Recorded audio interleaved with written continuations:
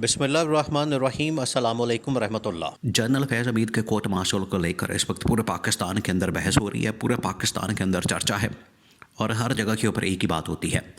आप जहाँ भी चले जाएँ वहाँ पर दो चीज़ें डिस्कस हो रही हैं पाकिस्तान में इस वक्त, एक इमरान खान और दूसरा जनरल फैज़ हमीद।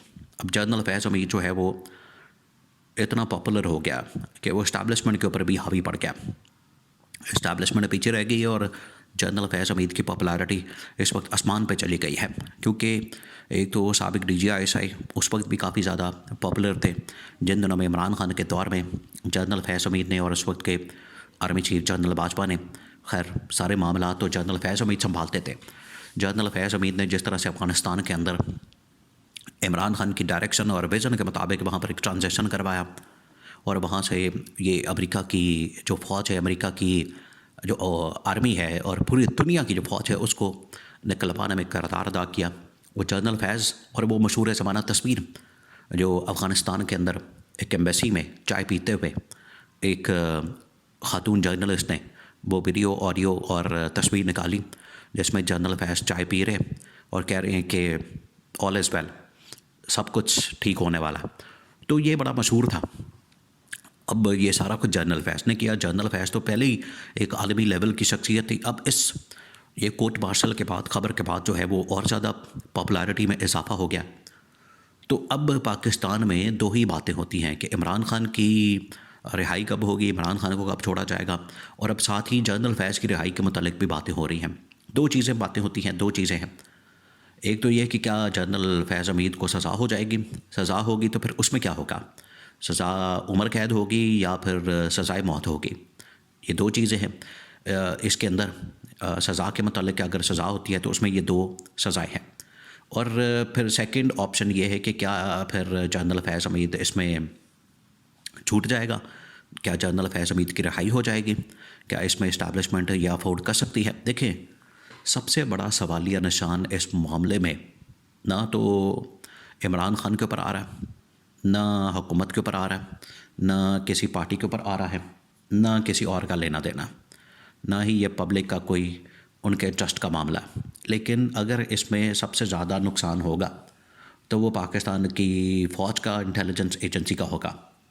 ये इनको समझने की ज़रूरत है और ये इन्हें समझना चाहिए कि दुनिया भर में जो एजेंसियां काम करती हैं, दुनिया भर में जो खुफिया एजेंसी काम करती हैं, आप देखें कि जब यहाँ पर उसका CIA का एक एजेंट था रेमंड डेविस, वो पकड़ा गया था, उसने यहाँ पर बंदे मार दिए लाहौर के अंदर।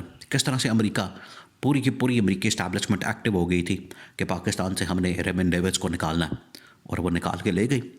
उन्होंने 2 दिन, मैक्सिमम 2-4 दिन लगाए और उन्होंने रेमंड डेविस को निकाल लिया। तो वो तो अपना एजेंट नहीं इस तरह से छोड़ते, उसको निकाल लेते हैं, उसको रेस्क्यू करते हैं। तो यहाँ तो एजेंसी के सरबरा की बात आ गई है।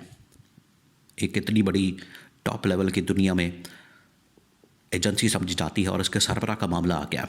तो अगर ये सरबरा के ऊपर इस तरह के इल्ज़ामात कि वो अपने ओहदे का इस्तेमाल गलत कर रहा है या वसाइल का इस्तेमाल गलत कर रहा है या उसे पाकिस्तान की जो इस वक्त सलामती है या इंटरेस्ट है या उसका तहफ़्फ़ुज़ है, उसको अगर कोई ख़तरा लाहक हो गया DGI से, तो इससे ISI की जो साख है वो मुतासर होगी कि एक ऐसा DGI आपने लगा दिया और एक ऐसी, मतलब कि मेरिट जो है वो, तो फिर इसका मतलब है सारा उड़ जाएगा कि मेरिट के ऊपर आपने बंदा नहीं लगाया, आपने बंदा चेक नहीं किया, आपने बंदे को ऐसा ला के बैठा दिया जिसकी वजह से आपके मेरिट के ऊपर, सिस्टम के ऊपर बहुत बड़ा सवालिया निशान लग जाता है।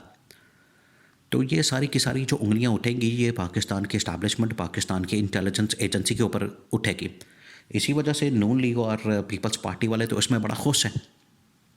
देखिए, इमरान खान का मौक़िफ़ क्या है, नून लीग और पीपल्स पार्टी का जो मौक़िफ़ है वो तो आपके सामने। इमरान खान का मौक़िफ़ थोड़ा सा मुख्तलिफ है। इमरान खान को इसमें किसी किस्म की कोई खुशी नज़र नहीं आती कि हमारी फ़ौज, हमारी इस्टेब्लिशमेंट या हमारी इंटेलिजेंस एजेंसी, उनका कोई भी इसमें कोई काम हो या उनको पकड़ा जाए या इस तरीके से उनको पब्लिक के अंदर डिस्कस किया जाए या उनके एहतसाब की बात की जाए। एहतसाब तो सबसे पहले जो है शरीफ ख़ानदान, जरदारी ख़ानदान को होना चाहिए, जो ये लुट हमारा हलवा मांडा करते हैं, जिस तरीके से 2 नंबरियाँ करते हैं। तो अगर जनरल फैज़ यहाँ पकड़ा गया तो जनरल फैज़ ने नवाज़ शरीफ को जो निकलवाया वो डील भी ओपन होनी चाहिए, फिर उसका भी पता लगना चाहिए, वो भी पब्लिक होनी चाहिए कि ये किस तरह से डील हो गई थी, किस तरह से मुकबका हो गया था, जनरल फैज़ ने यहाँ पर क्या किया था, ये भी फिर बाहर आना चाहिए। तो तमाम चीज़ें बाहर आनी चाहिए और फिर पता लगना चाहिए कि नून लीग जो इतना शोर मचा रही है इसके ऊपर, और क्योंकि इनको नज़र आ रहा है कि इसको हम आज की जो इस्टेब्लिशमेंट है वो क्योंकि एंटी इमरान है और पूरा एक ग्रुप जो इस्टेब्लिशमेंट के अंदर है जनरल फैज़ का ग्रुप, तो हमने इमरान खान और जनरल फैज़ को टांगना तो एक मैसेज चला जाएगा। तो ये अपने फ़ायदे के लिए वक्ती तौर पर टेम्परेरी, लेकिन लॉन्ग टर्म में इसके जो नुकसान हैं वो इस्टेब्लिशमेंट को, एजेंसी को होंगे, वो बड़े खौफनाक है। इमरान खान का मौक़िफ़ ये है कि ना तो मुझे इंटरनल मामलात से कोई लेना देना फ़ौज के, इस्टेब्लिशमेंट के और एजेंसियों के, और ना ही मुझे इसके ऊपर कोई खुशी महसूस होती है। इमरान खान तो कई मरतबा कह चुका है कि ये फ़ौज भी मेरी है, ये मुल्क भी मेरा है, और हमने इसके मफाद की खातिर, इसके फ़ायदे की खातिर, इसके इंटरेस्ट की खातिर बात करनी, काम करना है।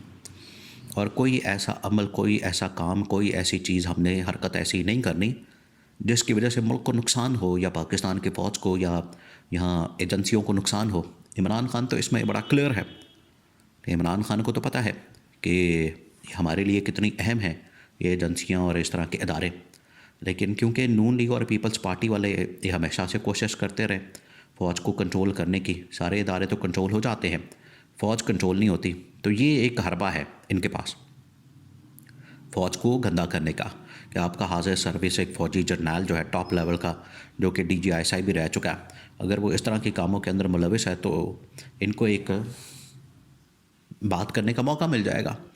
तो ये इस्टेब्लिशमेंट को ख़ुद सोचना चाहिए कि अगर वो इस तरह का मौका नून लीग और पीपल्स पार्टी को प्रोवाइड कर देते हैं तो नून लीग और पीपल्स पार्टी फिर नहीं छोड़ेगी, वो इनको हमेशा के लिए इस्तेमाल करेंगे और इसमें जो इस पॉइंट को उठाएंगे और इसमें से कीचड़ उछालेंगे पाकिस्तान की फ़ौज के ऊपर।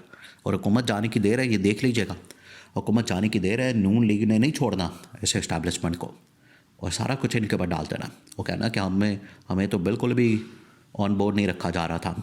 तो ये अगर सज़ा होती है तब भी इनके नुकसान में जानी इस्टेब्लिशमेंट के, और अगर रिहाई हो जाती है अब कोर्ट मार्शल के बाद, इतने संगीन तरीन इल्ज़ामात के बाद, तो रिहाई जो है वो थोड़ी बहुत एक रास्ता निकाल सकती है और इससे फ़ायदा पहुंच सकता है।